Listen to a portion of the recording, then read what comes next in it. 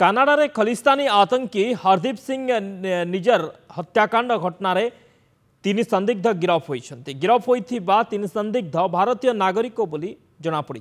गिरफ युवक करण बरार, कमलप्रीत सिंह एवं करणप्रीत सिंह बोली जनापड़ी।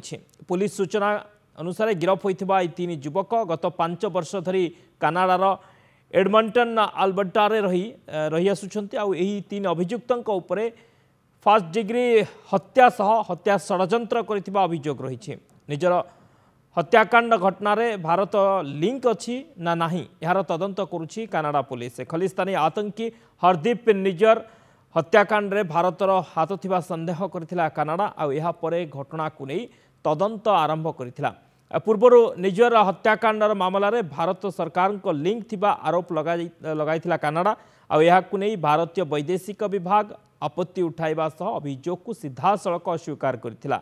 यापर दुई देश मध्य संपर्क विवाद लगी रही। गत जून 2023 मसीह खलिस्तानी आतंकी हरदीप सिंह निज्जर को कानाडार ब्रिटिश कोलंबिया एक गुरुद्वार सामने गुली करी हत्या करा जायथिला।